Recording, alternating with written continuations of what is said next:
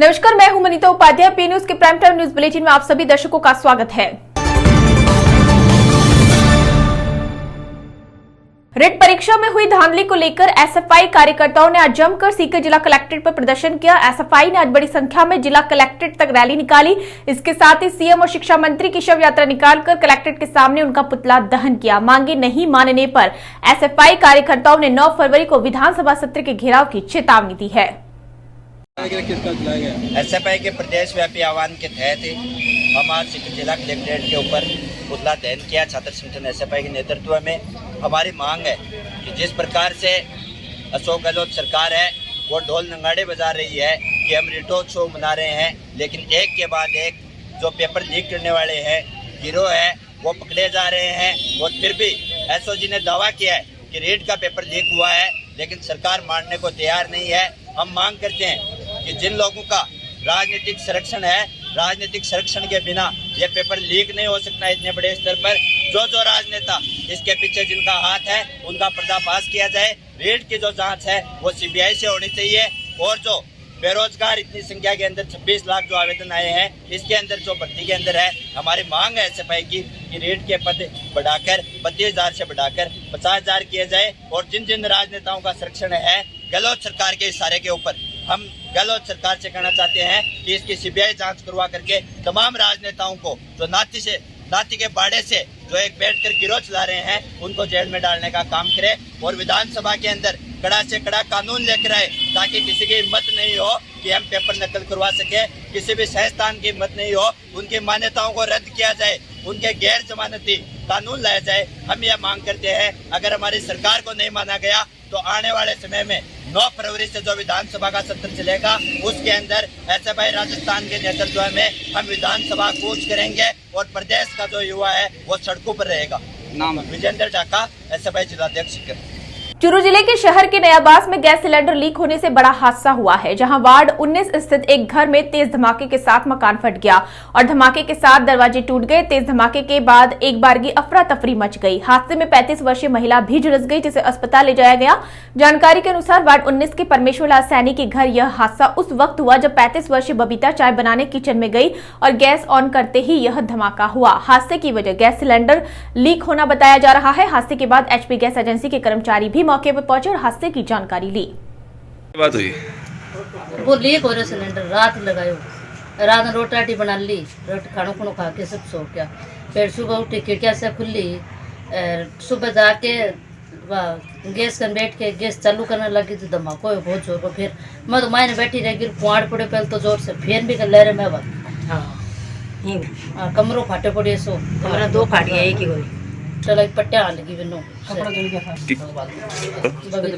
उम्र कितनी है? 35 साल।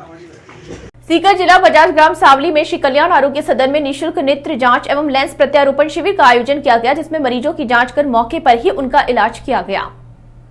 रीट परीक्षा में पेपर लीक प्रकरण के मामले को लेकर आज भारत की जनवादी नौजवान सभा लक्ष्मणगढ़ के कार्यकर्ताओं ने मुख्यमंत्री के नाम उपखंड अधिकारी कुलराज मीणा को ज्ञापन सौंपा। नौजवान सभा के कार्यकर्ताओं ने उपखंड कार्यालय पहुंचकर कार्यालय के सामने विरोध प्रदर्शन कर रीट परीक्षा धांधली का आरोप लगाते हुए दोषियों के खिलाफ कड़ी कार्रवाई करने की मांग की। कार्यकर्ताओं द्वारा मुख्यमंत्री के नाम उपखंड अधिकारी कुलराज मीणा को सौंपे गए ज्ञापन में बताया गया कि नौजवान सभा द्वारा बताया गया कि रीट परीक्षा की संपूर्ण जांच सीबीआई द्वारा करवाई जाए और दोषियों को कड़ी से कड़ी सजा दी जाए। साथ ही मांगे नहीं माने जाने पर सभा द्वारा बड़ा आंदोलन किया जाएगा। आज ये ज्ञापन भारत की जनवादी नौजवान सभा के राज्यव्यापी आह्वान के तहत प्रत्येक उपखंड कार्यालय पर जो पिछले दिनों जो रीट पेपर लीक प्रकरण चल रहा है उसमें आए दिन नए नए खुलासे हो रहे हैं। कभी डीपी जारौली को बर्खास्त किया जा रहा है, कभी किसी का नाम आ रहा है, लेकिन अभी तक पूरा इसमें ये सामने नहीं ले आ रहे हैं कि किन की गड़बड़ की है। तो हमारी ये मांग है कि सीबीआई जांच हो और ये पेपर भी रद्द हो।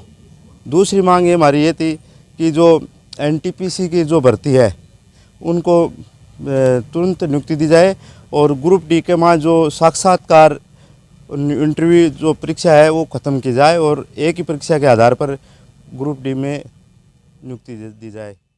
चूरू जिला मुख्यालय के राजकीय भरतिया अस्पताल में मंगलवार को जेब तलाशी करते एक शातिर युवक को दबोच लिया गया। आरोपी ने भीड़ का फायदा उठाकर महरावणसर गांव के एक शख्स की जेब से पर्स पार कर लिया था, लेकिन अस्पताल स्टाफ के कपिल, राजेश और रविंद्र की सजगता से आरोपी कामयाब नहीं हो सका। अस्पताल स्टाफ ने आरोपी को पकड़कर कोतवाली पुलिस को सौंप दिया। कोतवाली एएसआई वीरेंद्र सिंह ने बताया कि गांव महरावणसर का भंवरलाल अपनी पत्नी प्रेम कंवर को इलाज के लिए अस्पताल लेकर आया था।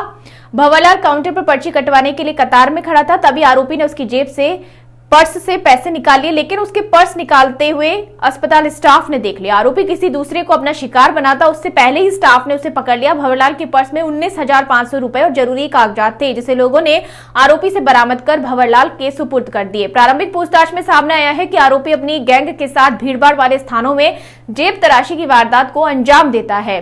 बहरहाल पुलिस हिरासत में लिए गए शातिर से पूछताछ में जुटी हुई है। राजकीय डिग्री अस्पताल में महरावणसर का एक कोई बीमार अपनी पत्नी दिखाई दिया है, तो इसकी जेब तराश करते हुए भीड़ते हुए अन्य कर्मचारी ने उसको पकड़ा और उसको पकड़ के चौकी लेके आए। उससे पूछताछ जारी है। सिंधिक गुजरात का बता रहा है अपना नाम रवि, और उससे पूछताछ जारी है। इसके साथ कौन है और कोई नहीं कौन। इसकी पर्ची निकलवा काटी हुई थी। राष्ट्रीय लोकतांत्रिक पार्टी के राष्ट्रीय संयोजक तथा नागौर सांसद हनुमान बेनीवाल ने मंगलवार को केंद्र सरकार द्वारा पेश किए गए बजट को अत्यंत निराशाजनक बताया। सांसद ने कहा कि मोदी सरकार के वर्तमान कार्यकाल के पिछले बजटों से तुलना करें तो यह बजट सबसे ज्यादा हताश करने वाला प्रतीत हो रहा है। सांसद ने कहा कि एमएसपी पर रिकॉर्ड खरीद करने की बात को बजट में बोला गया, मगर जब तक किसान की पूरी उपज एमएसपी पर नहीं खरीदी जाएगी और एमएसपी पर कानून नहीं बनाया जाएगा, तब तक किसानों का भला नहीं होगा। सांसद ने कहा कि युवाओं को रोजगार देने का कोई स्थायी रोडमैप बजट में नजर नहीं आया। इस बजट ने देश के युवाओं को भी निराश किया है और देश के श्रमिक, किसान, युवा व निर्धन तथा मध्यम वर्ग की किसी भी उम्मीद को इस बजट ने पूरा नहीं किया है। राजस्थान को भी हताशा हाथ लगी।